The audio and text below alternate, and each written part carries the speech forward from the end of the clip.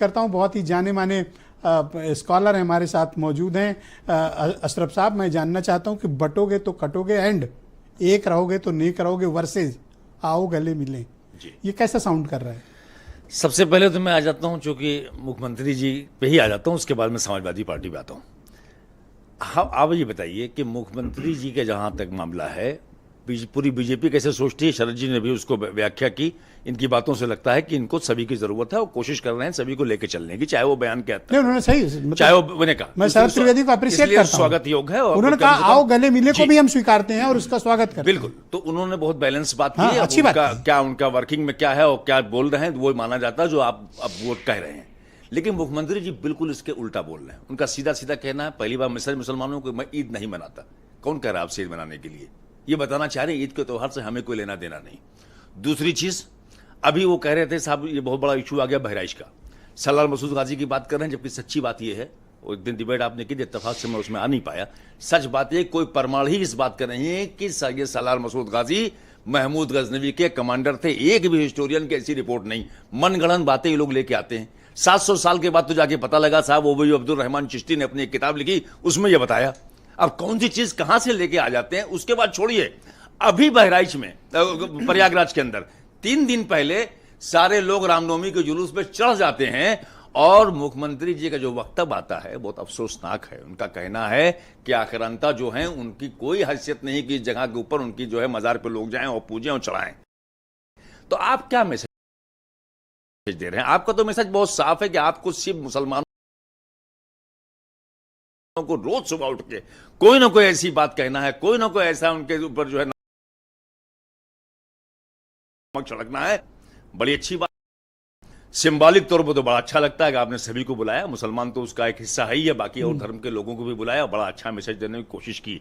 लेकिन मुसलमान सिर्फ इस बात से नहीं खुश हो रहा साहब, आपने साहब ईद मिलन कर लिया, आपने बुला दिया और मुसलमानों को बड़ा वेट दे दिया। उनको रिप्रेजेंटेशन की जरूरत है।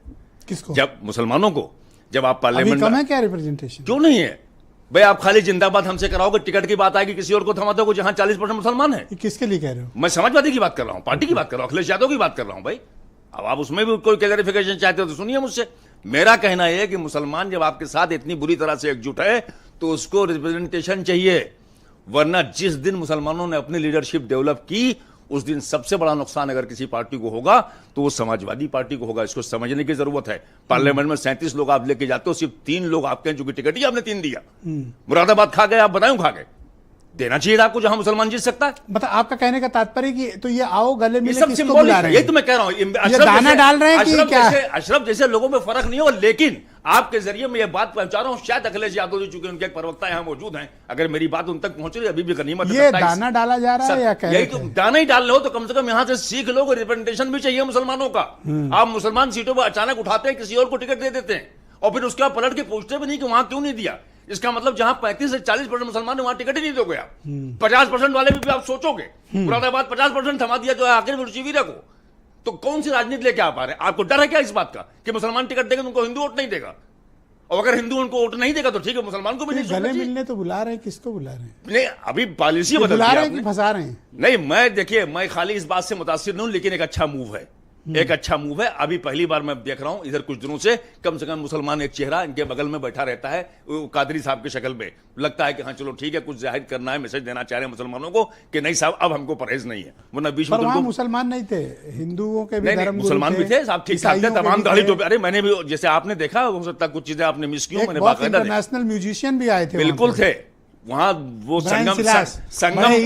संगम बनाने की कोशिश की कि हिंदू मुसलमान सब लोग, और तमाम उसमें कुछ पुजारी लोग भी थे, कुछ अपना इस तरह के वस्त्र गेरुआ धारण किए लोग थे। अच्छा, कि साहब हम सबको लेके चल रहे हैं। फेमस म्यूजिशियन है ना वो, बिल्कुल। अगर हिंदी गाना ना बजाए तो किसी को पता नहीं चले कितने बड़े। ये आज आपने एक चीज रखी, मंगेशकर और अनुराधा पौडवाल का। इस डिबेट से मैं ये चाहता हूं, कोई जान ही नहीं पाता, मैं ये चाहता हूं कि माननीय अखिलेश यादव जी इस बात को भी समझें कि ईद मिलन समारोह या मुसलमानों से जिंदाबाद कराना या मुसलमानों को जो है हर इशू पे कहना सब हम आपके साथ खड़े हैं, तो ये दाना समझते हैं आपको? ऐसे बोलो ना, अभी मौका आपके पास है ना, चलिए दाना पीछे डाला होगा आपने, अभी तो मौका 27 में आ रहा है, आप उसकी पृष्ठभूमि तैयार करिए, आपका मैं उनका रिप्रेजेंटेशन